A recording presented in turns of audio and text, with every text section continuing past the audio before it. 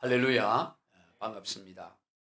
지금까지 살펴본 대로 로마서 1장과 2장을 통해 사도 바울은 모든 사람에게 복음이 필요함을 설명했습니다. 한 사람도 예외 없이 모든 사람은 예수 복음이 필요하다 그랬어요. 왜 그렇습니까? 그 이유가 어디에 있습니까? 모든 사람이 다 죄인이기 때문입니다. 죄에 빠져 있기 때문입니다.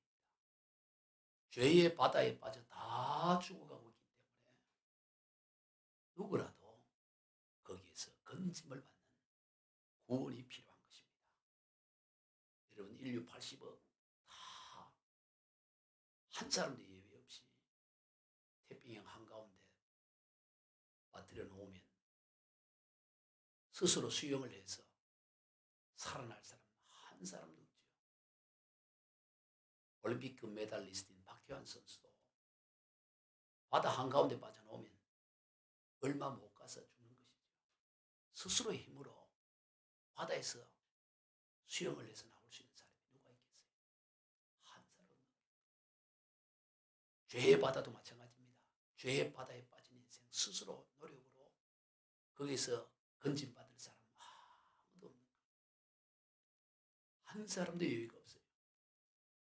다 바다에 빠져 죽어가고 있습니다. 그래서 찬송가 500장에 보면 물 위에 생명줄을 던지어라. 누가 저 형제를 구원하랴. 우리의 가까운 형제이니 이 생명줄 누가 던지려나. 생명줄 던져 생명줄 던져 물속에 빠져간다. 물속에 빠져가는 사람에게는 생명줄을 던져서 그 생명줄을 잡고 나오는 길밖에 없는 것입니다. 로마서 1장에서는 하나님을 마음에 두려워하기 싫어하는 이방인들의 우리 21가지의 죄목들을 기록해 두면서 다 죄 가운데 있음을 말했습니다. 그리고 로마서 2장에서는 하나님의 율법을 알고 그것으로 맹인의 길을 인도하며 어둠의 빛이라고 자처하는 유대인들의 죄에 대해서도 더 분명하게 설명을 했어요. 즉 그렇게 주장하는 유대인들도 그들의 삶에 있어서는 이방인들과 별반 다를 바가 없다는 거예요. 아니 오히려 이방인들보다 더 심각한 죄를 범하고 있다고 했습니다. 그것은 바로 그런 율법을 잣대로 삼아 이방인들을 비판하고 정죄하고 판단하는 하나님의 자리에 앉아서 그 정죄하는 이 죄는 그 어떤 이방인들의 목록의 죄보다도 더 큰 죄다. 그렇게 설명을 했지요. 그렇게 바울은 유대인들의 죄에 대해서도 명확하고 신랄하게 비판을 했습니다. 그러한 바울의 주장에 대해서 오늘 읽은 본문은 유대인들의 몇 가지 반론에 대한 바울의 답입니다. 물론 이런 반론들을 유대인들이 직접 제기했을 수도 있고 아니면 또 그렇게 제기할 수 있는 가상의 반론에 대한 답의 형식일 수가 있어요. 무슨 말씀이 이해됩니까? 유대인들이 직접 바울에게 이러이러한 반론을 제기했을 수도 있고 바울이 가상으로 그런 반론을 제기해서 답을 제시한 것일 수 있다. 어쨌든 오늘 본문에서 유대인들은 반론을 제기합니다. 1절입니다. 그런즉 유대인의 나음이 무엇이며 할례의 유익이 무엇이냐.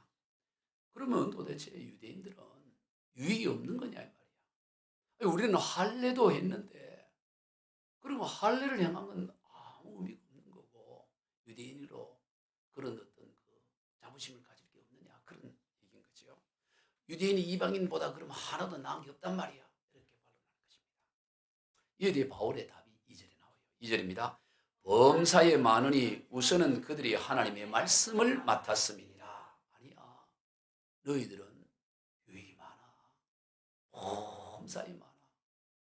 그 가운데서 제일 먼저는 너희는 유대인들은 하나님의 말씀, 하나님의 율법을 맡은 이것이 범사의 유익이야. 그렇게 답을 하고 있어요. 여러분 유대인들은 하나님으로부터 특별한 은혜를 받은 민족이는 틀림없어요. 특별합니다. 이에 대해서 사도 바울은 9장에서 이렇게 말합니다. 로마서 9장 4절 그들은 이스라엘 사람이라 그들에게는 양자됨과 영광과 언약들과 율법을 세우신 것과 예배와 약속들이 있고 조상들도 그들의 것이요 육신으로 하면 그리스도가 그들에게서 나셨으니 그는 만물 위에 계셔서 세세의 찬양을 받으실 하나님이시니라. 아멘. 유대인들의 유익, 그들은 하나님에게 양자가 되었고 영광과 언약과 율법을 세우신 것과 예배와 약속이 있고 심지어 예수 그리스도도 그들 가운데서 태어났다 하면서 그들이 특별한 하나님의 은혜를 받았다고 말하고 있는 거죠. 그러면 이 의미가 어떤 의미일까요? 이것은 바로 이게 큰 특권인데 작은 특권이 아니지 않냐. 큰 특권인데 그러면 그 특권을 가지고 너희의 삶은 어떠냐 이걸 질문하는 거예요. 맞아, 너희들이 유익이 많고 특권이 있어. 그러면 그 유익과 특권을 가지고 너희의 삶은 도대체 뭐냐 이 질문. 이걸 질문하고 있는 거예요. 문제는 삶이라는 겁니다. 특권이 아니라 그 특권을 살아내는 삶. 여러분, 특권에는 반드시 책임이 동반되어지는 거예요. 책임이 없는 특권은 특권이 아닌 것이죠.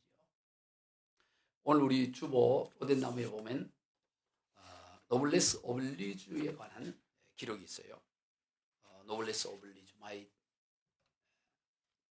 알고 있는 단어 아닙니까? 한번 읽어봐요. 노블레스 오블리주라는 말의 기원은 영국과 프랑스 간의 100년 전쟁으로 거슬러. 우리 100년 전쟁 많이 들어봤죠. 100년. 근데 엄밀히 말하면 116년간의 전쟁이에요. 영국과 프랑스 간에.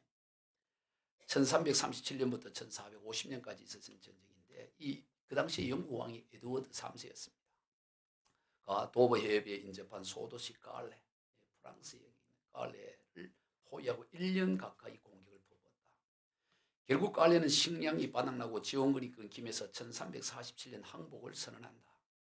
에드워드 3세는 깔레의 항복을 접수하며 그러나 누군가는 그동안 영국군에 입힌 피해를 책임져야 한다며 교수형에 처할 6명의 시민을 스스로 선정하라고 요구한다. 너 항복하는 거 받아주지만 6명은 책임자 6명은 자원해서 교수형을 당해 이러는 거예요. 그리고 그것을 어떻게 합니까? 스스로 선정하는 것이 시민. 시청 앞 광장에 모인 깔레 시민들이 깊은 고뇌에 빠져 모두가 할 말을 읽고 있을 때 당시 깔레 최고의 보로 알려진 웨스타슈트 생 피에르가 가장 먼저 자원하여 나섰다. 가장 부자인데 내가 자원하여 교수형을 당하겠습니다. 그러자 시장인 장네르, 법관인 피에르 드위상과 그의 아들 그리고 또 다른 시의 의원 2명이 나서서 희생제물 6명을 모두 채웠다. 6명이 다 채워진 거예요. 그래서 이 6명에 대한 조각상이 깔레에 있습니다.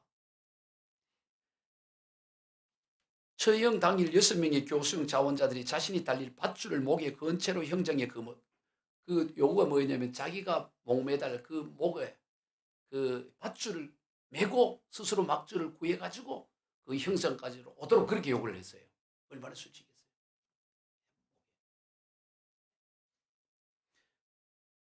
드디어 이제 다들 그렇게 한 거예요. 그런데 형을 집행하려는 마지막 순간 기적과 같은 일이 벌어졌다. 왕의 형 집행 정지 명령이 내려져 그들 모두가 극적으로 죽음을 면하게 된 것이다. 영국 왕 에드워드 3세가 그 교수형 자원자들의 면면을 받고 그들의 희생정신과 책임의식에 감복했고 또 왕비가 만약 지금 저들을 처형하면 자신이 임신한 아기에게 어떤 화가 미칠지도 모른다며 왕에게 간곡히 선처를 호소했기 때문이다. 노블레스란 닭뼈슬, 오블리주란 달걀의 노른자를 가리키는데 이 두 단어가 합성되어 달걀 사명은 자신의 벼슬과 과시하는 데 있지 않고 알을 낳는 데 있다는 뜻으로 한 사회의 지도층은 남의 존경과 대접을 받고 명예를 누리는 만큼 반드시 남다른 도덕적 책임을 져야 한다는 것이다. 여러분, 세상 가운데서도 노블레스 오블리주가 있어요. 그렇다면 오늘 영적 세계 가운데서도 그 하나님으로부터 그 엄청난 은혜와 특권을 받았으면 그에 대한 책임이 있어요. 그 당연한 거 아니겠어요? 아예 노블레스 오블리주라는 이 법이 국가의 법으로 채택된 나라가 있습니다. 핀란드라는 나라예요. 핀란드는 이 벌금이라든가 번칙금을 부과할 때도 그가 소유한 재산에 따라 부과를 해요. 예를 들어 야코올리촐라라는 이 백만장者큰 이 핀란드의 부자가 40km 속도로 달려야 될 것을 70km로 달려서 과속을 한 거예요. 여러분, 우리는 70km 과속 30km 더 하면 벌금이 얼마 나오죠? 범칙금이. 그런데 이분에게 얼마가 내려놨느냐? 워낙 돈이 많다고 그래가지고 벌금이 8,700만 원이. 아, 속이 시원해요. 8,700만 원. 제네시스 한 대값이 내린 거야. 30km 더 과속했다고. 이 부자니까 그만큼 더 내라는 거예요. 세상도 그래요. 유대인들이 그만한 하나님으로부터 특별한 은혜와 선택과 그 유익을 받았으면 그에 마땅한 책임이 있어야 당연한 거죠. 이것은 유대인들에게만 해당될까요? 그렇지 않습니다. 오늘을 살아간 우리 그리스도인들도 그대로 적용되는 말씀이에요. 오늘 현대 우리 그리스도인들의 특권을 비교하면 구약시대 유대인들과 비교할 수 없을 정도로 더 놀라운 특권을 우리가 누리고 있다는 사실을 기억해야 됩니다. 비교할 수 없는 특권을 우리가 누리고 있어요. 특히 이 대한민국에 살아가는 우리 그리스도인들, 여러분 오늘날 같이 이렇게 신앙의 자유를 마음껏 누릴 수 있는, 이렇게 풍요함을 누릴 수 있는 이때가 당군 이래로, 아니 아담 이후로 이런 시대가 언제 있었어요? 이렇게 부유하고 풍요한 시대가 언제 있었습니까? 신앙의 풍요로움을 이렇게 마음껏 누릴 수 있는 시대가 언제 있었을까요? 제가 경찰서 경무실 사역을 하면서 늘 느끼는 것이 정말 우리나라 좋은 나라다. 여러분 우리나라 좋은 나라. 아멘. 제가 우리나라 그럼 여러분 좋은 나라 하세요. 우리나라 예, 좋은 나라예요. 우리나라 좋은 나라예요. 우리나라는 특별히 신앙생활을 하는 데 있어서 우리 그리스도인들에게는 거의 천국 수준입니다.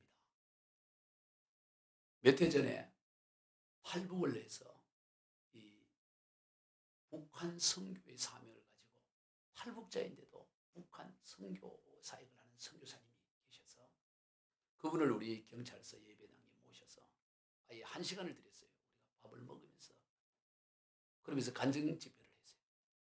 그분이 탈북을 해서 우리나라에 와서 이 여러 분을 보고 놀랍고 참 대한민국이 일어나고 싶은데 그 중에서 가장 놀라운 게 뭐냐?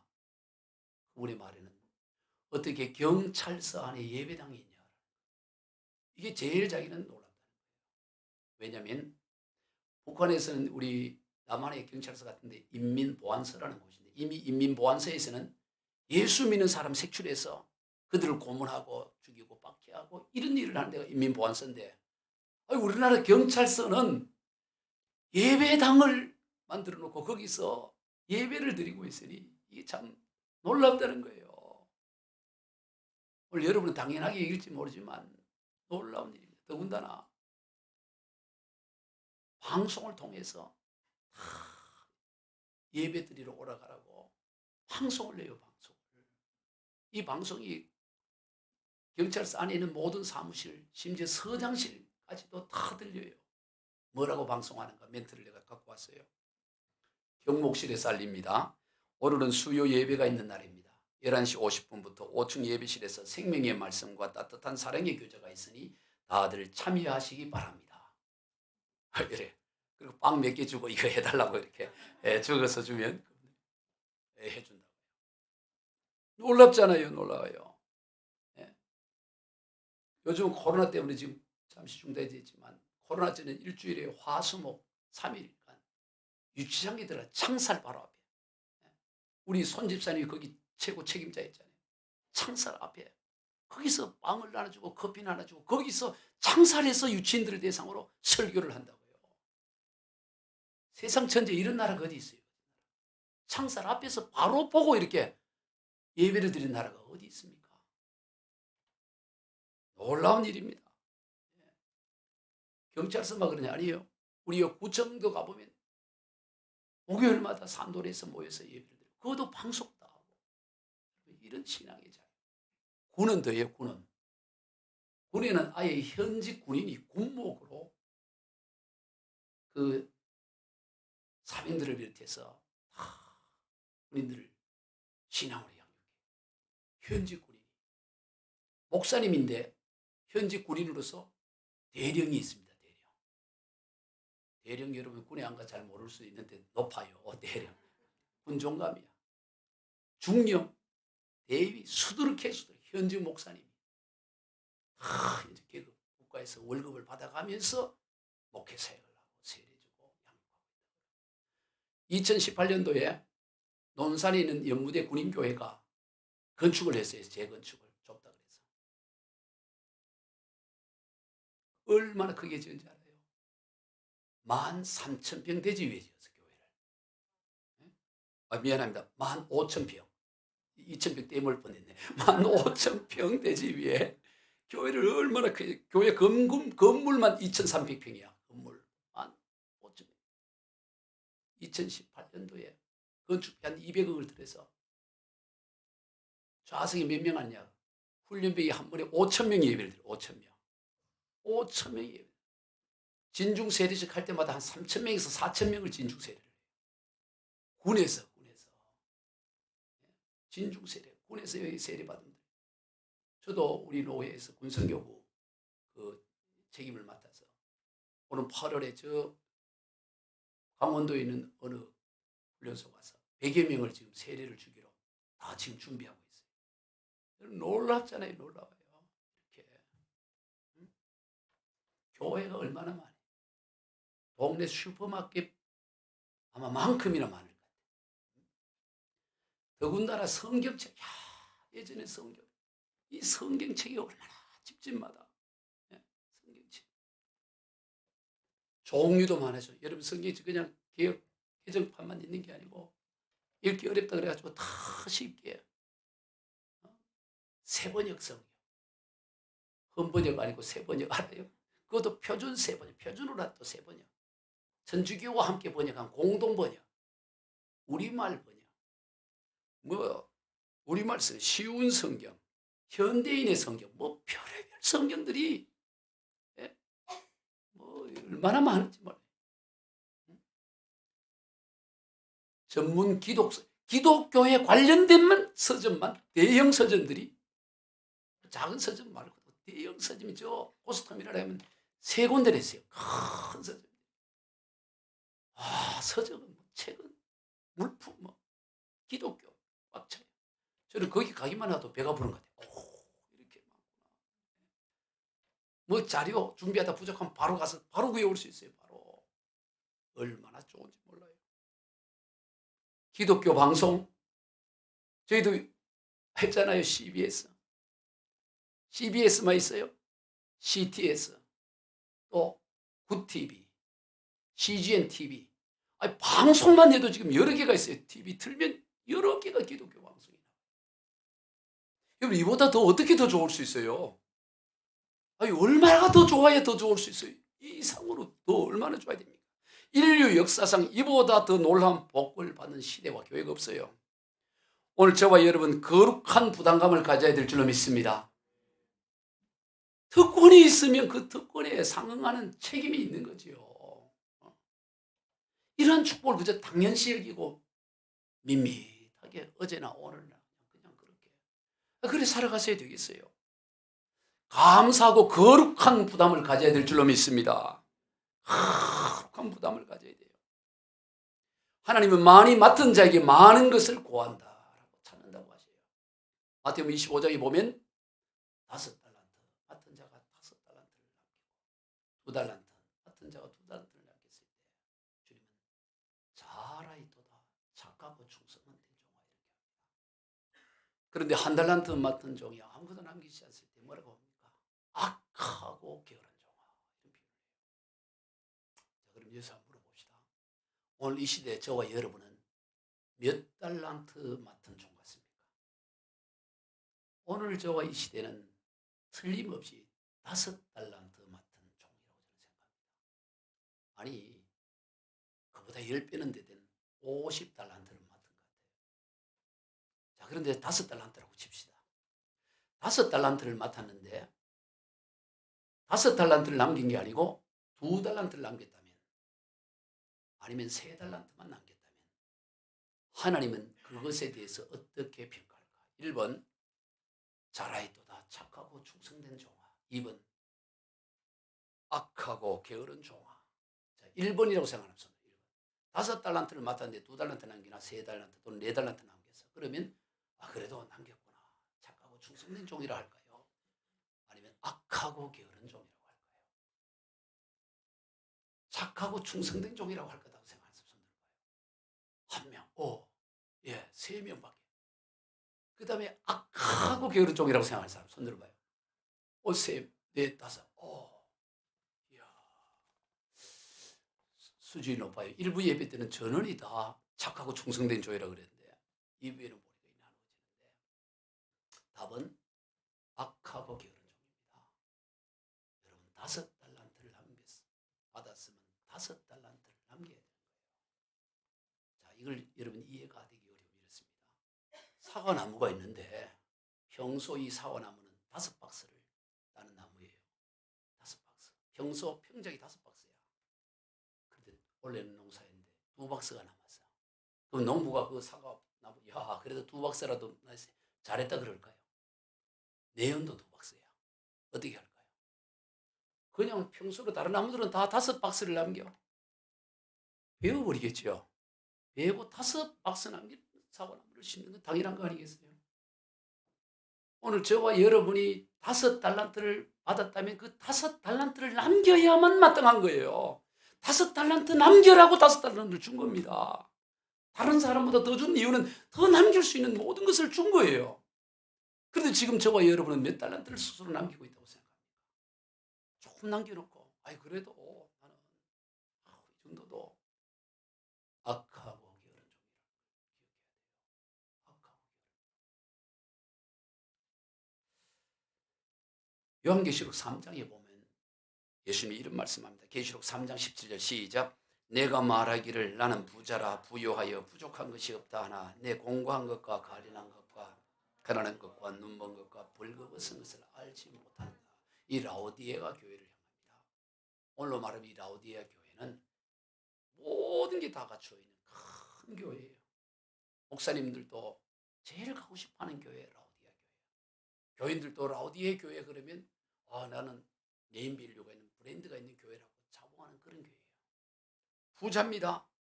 부족한 게 없어요. 전문 분야 다 사람들 다 있고 성가대도 오케스트라 수준의 성가대고 풍성해요. 풍성. 그런 교회가 자기들끼리 먹고만 살겠어요. 선교도 합니다. 사역도 하겠지 않겠습니까? 이런 일 저런 일 다 해요. 그런데 주님의 평가는 뭐랍니까? 너 거지야. 이 사람들이 부유하면 맨날 자기들이 먹고만 잠만 자고 어디 놀러만 다녔겠어요? 사역을 했겠지요. 이 라오디게아 교회도. 당연하지 않겠어요? 그런데 주님의 평가는 아주 신랄합니다. 네 공고한 것과 가련한 것과 가난한 것과 눈먼 것과 벌거벗은 것을 알지 못하는도다. 누구도 그래 생각하지 않습니다. 이야, 저 교회는 정말 멋진 교회야. 얼마나 부러운 교회야 그래요. 저렇게 선교 사역도 하고 너희도 하고 괜찮아. 5달란트를 남겨야 되는데 몇 달란트를 남기고 있느냐? 2달란트 남기고 있는 거예요. 아예 못 남기는 게 아닙니다. 오늘 본문에는 유대인의 모습을 우리 그리스도인 저와 여러분이 담습하고 있지는 않냐 이 말이에요. 오늘 우리의 모습이 그렇지 않냐 이거지. 오늘 우리 시대를 살아가는 저와 여러분이 이 라오디에가 교회와 같은 교회의 모습이 아닌가 우리가 반성을 해야 됩니다. 삶의 변화가 있어야 돼요. 아멘. 근본적인 변화가 있어야 됩니다. 적당한 변화가 아닙니다. 5달란트를 받았는데 2달란트 적당한 것으로 만족하는 것이 아니라 5달란트 받았으면 5달란트를 남겨야 되는 거예요. 삶의 변화가 그런적인 변화가 있어야 되는 거죠. 복음주의 설교자로 잘 알려진 폴 워셔라는 목사님이 계십니다. 그분이 이런 비유를 하나 했어요. 여러분 제가 오늘 설교 시간에 늦어서 물론 강대상에 헐레벌떡 뛰어왔다고 가정합시다. 예배 시간이 됐는데 막 뛰어 올라온 거야.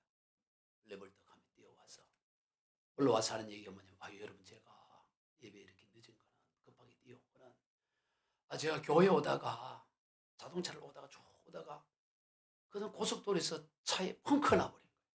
그래서 차를 옆에 대놓고 타이어를 이렇게 교체하는데 교체하다 보니까 나사 하나가 또르르 굴러서 절로 굴러가는 거예요.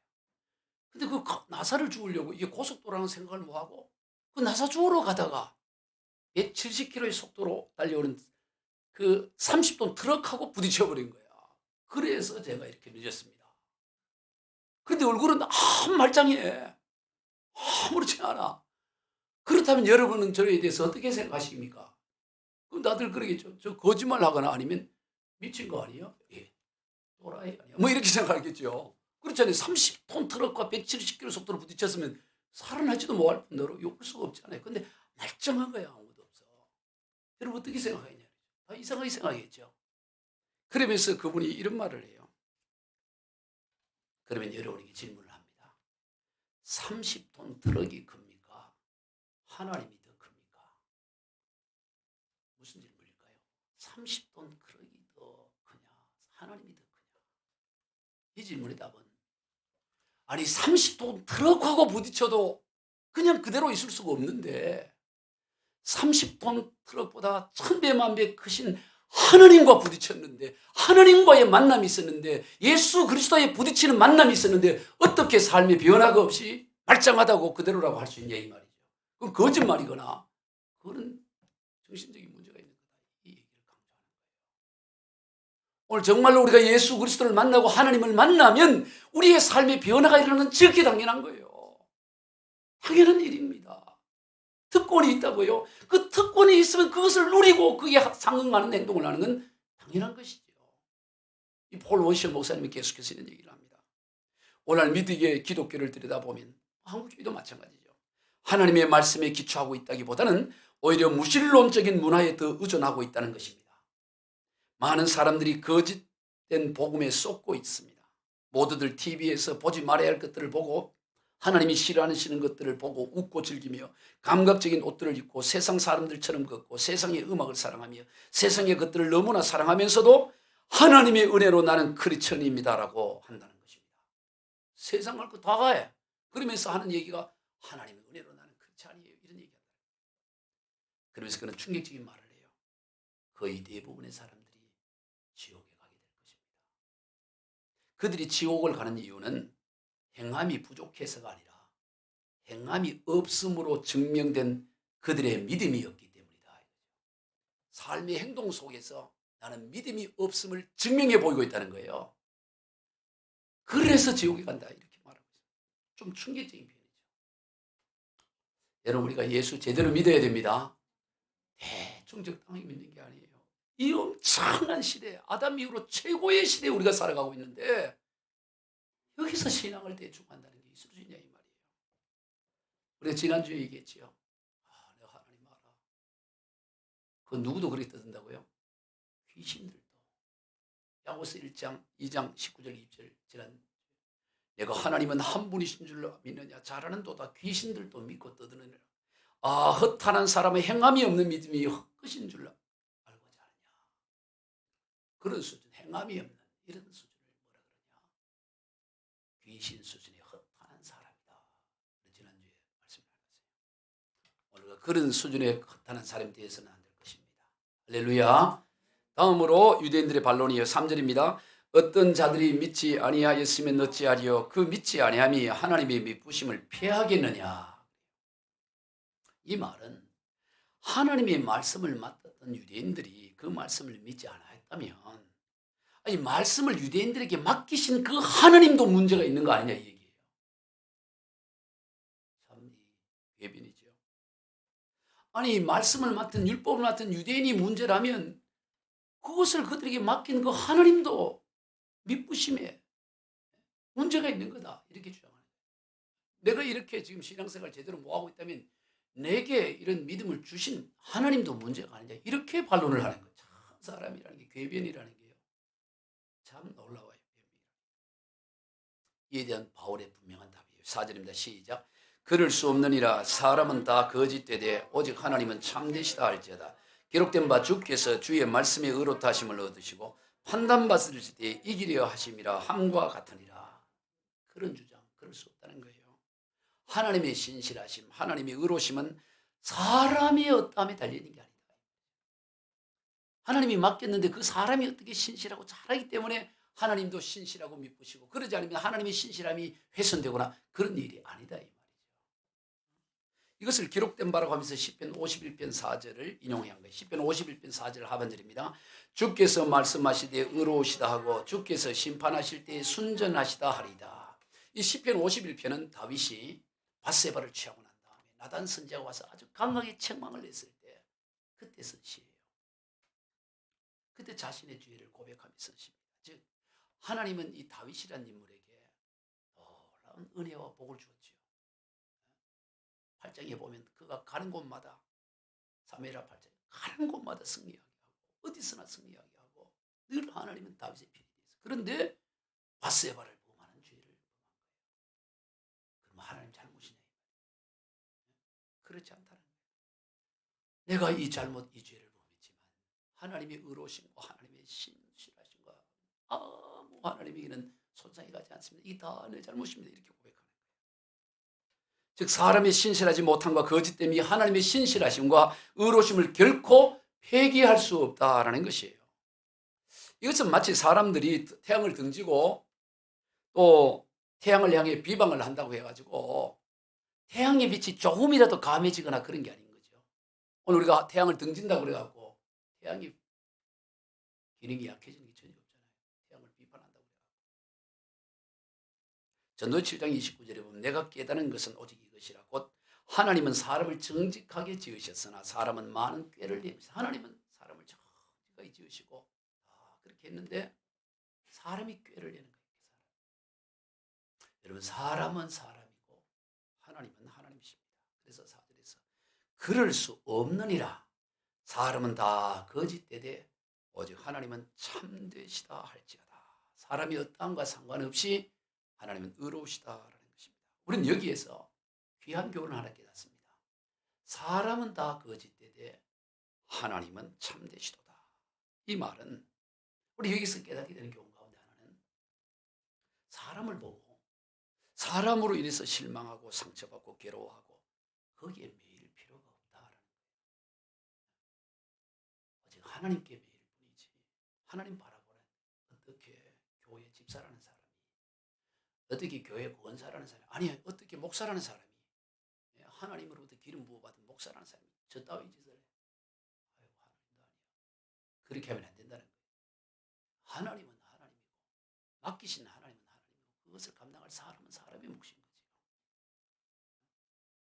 오늘 우리 그리스도인들에게 하나님께 집중하래. 사람.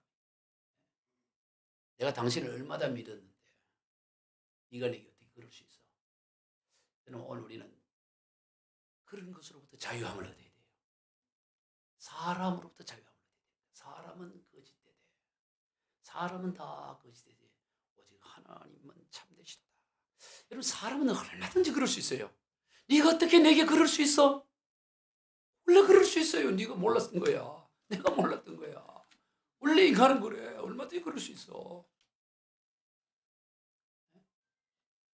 자주 얘기하잖아요. 당신을 위해서는 별도 따주고 달도 따주고 해도 따주겠다. 따줘서도 안 됩니다. 따주면 사람은 어떻게 살아요? 해가 따버리면. 그런데 따줘서도 안 되지만 그렇게 따준다고 해놓고 나중에 마음 변하면 물도 안 따줘요. 이는 손이 없나 봐라. 네 물도 네 떠봐. 이러지.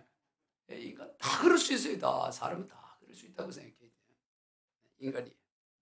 여러분 왜 시험들어요? 교회 다니면서 신앙생활 하면서 다 시험되는 일은 사람 때문에 시험들어요. 근본적으로 1차적으로는 그 대상이 목사든 다스든 다 사람 때문에 시험. 여러분 그럴 거 없습니다. 여러분 사람이 실망이 되면 더욱더 하나님께 집중해야 돼요. 하나님이 나로 하여금 하나님께 내 시선을 집중하라고 하신 거구나. 이렇게 받아들여야 돼요. 이게 성숙한 신앙입니다. 시선을 교정하는 계기로 삼아야 돼요. 어느 교회 여집사님이 주일날 아침에 남편이 신앙생활을 하라고 애들 깨워서 교회를 오는데 막 급히 온 거예요.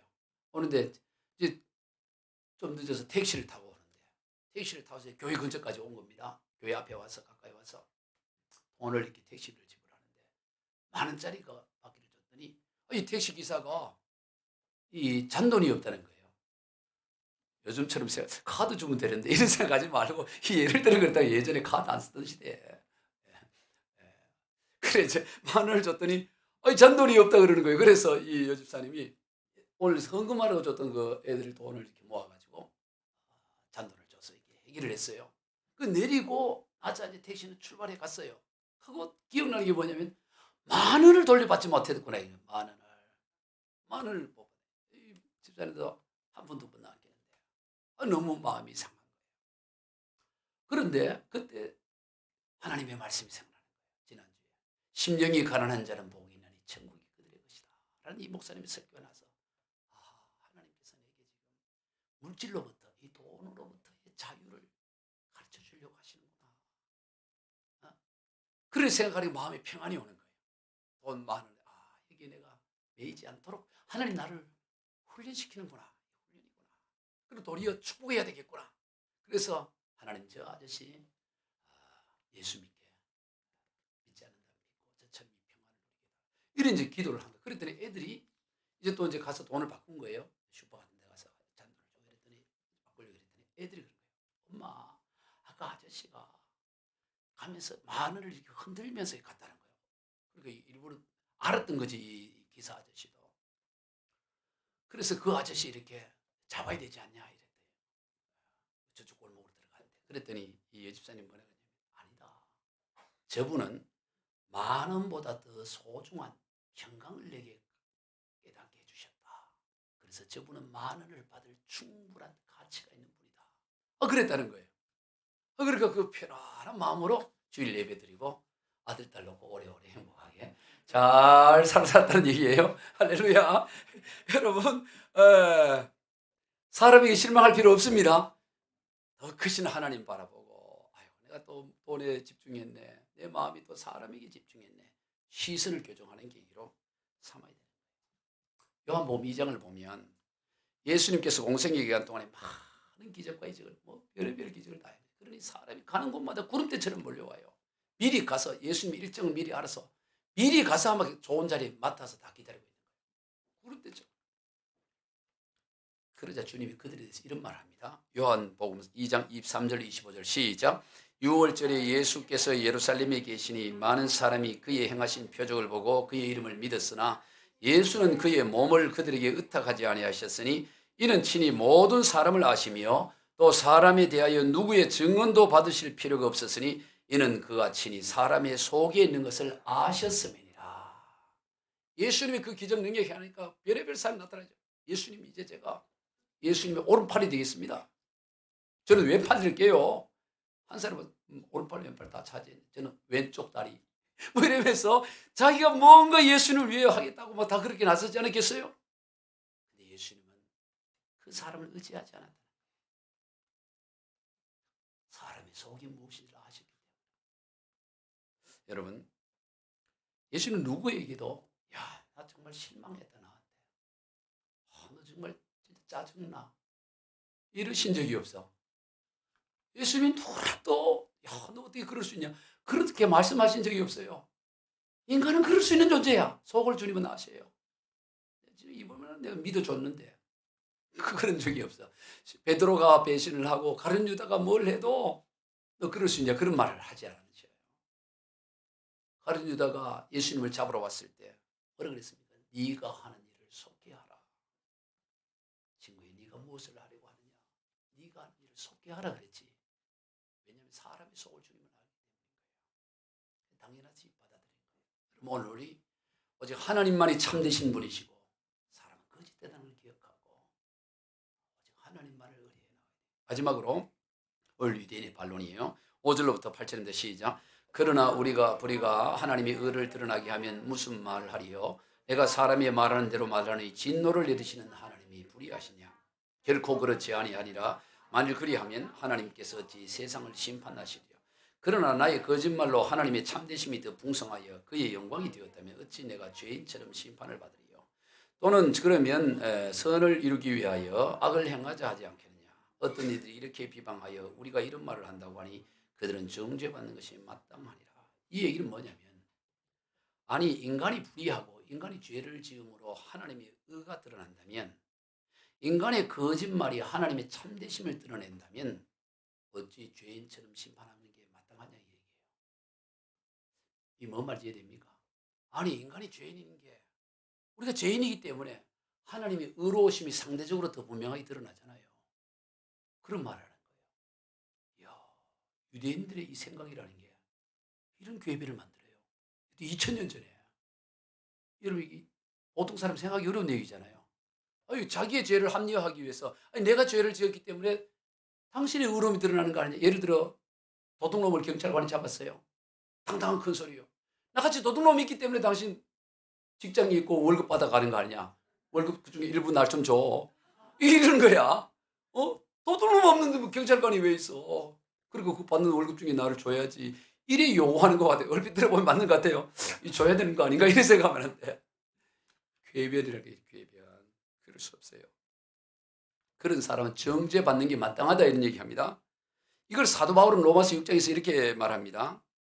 로마서 6장에서도 그래요. 아니 죄가 더하면 죄가 많고 죄가 많이 짓고 나서 회개하여 은혜를 받으면 은혜가 더 풍성한 거 아니냐. 이런 주장을 하는 거예요. 그래서 나는 더 큰 은혜를 받기 위해 지금 한잔한다 이래 얘기하는 거예요.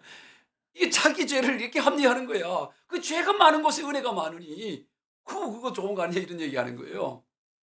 바울이 로마서 6장 1절 2절 시작. 그런즉 우리가 무슨 말을 하리요 은혜를 더하려고 죄에 거하겠느냐 그럴 수 없느니라. 죄에 대하여 죽은 우리가 어찌 그 가운데 더 살리요. 야 바울도 대단하잖아요. 그런 말을 하는 사람 앞에 야 우리는 예수를 믿음으로 죄에 대해서 죽어버렸어. 이미 죄에 죽었는데 뭐 은혜 더 받겠다고 죄를 짓는다는 게 말이 돼. 그건 말이 안 되지 않냐 이 얘기야. 참. 물론 하나님이 주신 지혜지만 감동스럽잖아요. 이렇게 말이 안 되는 논리로 자기를 합리화하는 사람들이 얼마나 많은지 몰라요. 왜 신앙생활 안 해? 왜 제대로 안 해? 다 들어보면 말이 안 되는 논리로 합리화를 해요. 교회에서도 여러 가지 문제를 일으키면서 왜 그래? 다 교회를 위해서 그래요. 싸움질 해대면서 다 교회를 위해서 큰 소리 치면서 다 교회를 위해서 하는 거예요. 사람들의 상처를 주면서도 다 교회 위한다고 그럽니다. 목사님한테 내가 다 목사님 위해서 하는 소리라는 그런 소리를 전문용어로 개소리다. 전혀 그렇지 않아요. 죄는요 어떤 것도 합리화되어서는 안 돼요. 어떤 논리로도 네가 아무리 논리를 만들어도 그건 합리화가 안 돼요. 그럴 수 없다 이래요. 죄 앞에 어떤 천 가지 논리를 제시해도 죄는 그대로 있습니다. 죄를 보면 천 가지 논리를 갖고 와요. 아무 의미 없어요. 그냥 죄는 그대로 죄예요. 죄는 오직 뭐로만? 회개로만 해결돼요. 회개. 아멘. 요한 1서 1장 9절입니다. 만일 우리가 우리 죄를 자백하면 그는 미쁘시고 의로사 우리 죄를 사하시며 우리를 모든 불의에서 깨끗하게 하실 것이요. 죄는요. 회개 드러내야 돼요. 마치 죄는 곰팡이와 같아요. 곰팡이는 어떻게 하면 해결하느냐? 드러내야 돼요. 햇볕에 드러내면 곰팡이는 다 말라. 근데 곰팡이를 이불로 덮어요. 뭐 논리를 갖고 덮어. 예? 아무리 덮어도 점점 더 번성해져요. 곰팡이는 드러내고 햇빛 가운데 내놓아야 해결되는 것처럼. 죄는 어떤 논리로도 어떤 이불로도 덮을 수 없어요. 주님 앞에 회개할 때 해결되는 것입니다. 그리고 회개를 했으면 그 다음은 뭐예요? 자, 그때부터 자유함을 가지고 나가는 거예요. 그런데도 여전히 내 안에 죄의식이 오고 이럴 때 그러면 대적해야 되는 거예요. 물리쳐야 되는 거예요. 멸시하고 예수 이름으로 대적하는 거예요. 로마서 8장 1절로 2절인데 시작. 그러므로 이제 그리스도 예수 안에 있는 자에게는 결코 정죄함이 없나니 이는 그리스도 예수 안에 생명의 성령의 법이 죄와 사망의 법에서 너를 해방하였습니다. 이렇게 해서 죄와 사망의 법에서 해방되고 나서 여전히 그럼에도 불구하고 죄 이런 것이 올 때는 그때는 가. 예수 이름으로 대적하라. 떠나가라. 간단한 거예요. 말씀을 정리합니다. 과거 유대인들이 그래 했던 것처럼 아니 오늘 우리 그리스도인들은 과거 유대인들보다 더욱 더 큰 은혜를 받고 있어요. 말로 다 할 수 없는 은혜. 하나님은 우리에게 많은 것을 맡기셨어요. 인류에서 이렇게 많이 맡겨준 적이 없습니다. 이렇게 풍성한 시대가 없어요. 5달란트가 아니라 500달란트를 맡긴 것 같아요. 아니 그 이상일 수 있어요. 그런데 겨우 3달란트, 2달란트 남겨놓고 그래도 저 2달란트 맡긴 것보다 더 많다고 그런 소리 하면 안 돼요. 말로 다 할 수 없는 걸 맡겨요. 이 마지막 이제 주님 오실 때가 가까우니까 쏟아부어 놓고 있어요. 거룩한 부담감을 가져야 됩니다. 삶으로 살아내야 되는 것입니다. 그리고 오직 하나님만이 참되세요. 사람은 믿고 신뢰할 대상이 아닙니다. 그저 사랑하고 불쌍히 여기고 그럴 수 있다. 오히려 그것을 통해 또 하나님께 집중하는 시선을 교정하는 계기가 되어야 되는 것입니다. 끝으로 죄는 어떤 것으로도 합리화가 되지 않고 오직 회개만이, 오직 죄에 대한 고백과 예수 그리스도를 믿는 보혈이라 믿음만이 죄를 해결합니다. 우리 모두 하나님의 큰 은혜를 삶으로 살아가며 또 오직 하나님만을 바라보며 나아가 회개를 통해 거룩에 이르는 귀한 삶이 다 되시길 주 예수 그리스도 이름으로 축원드립니다. 기도하겠습니다. 하나님 아버지 감사합니다. 오늘도 귀한 말씀 저희들에게 깨우쳤사오니 이 놀라운 말씀을 그저 머리에서 깨닫고 아는 것에 머물지 않게 하시고 우리의 가슴과 심장을 타고 우리의 손과 발로 움직여 삶으로 살아내게 하여 주시옵소서.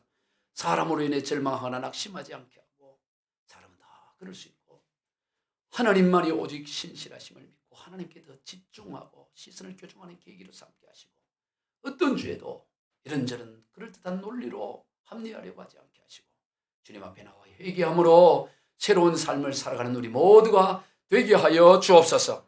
축복하며 예수님의 이름으로 기도하옵나이다. 아멘.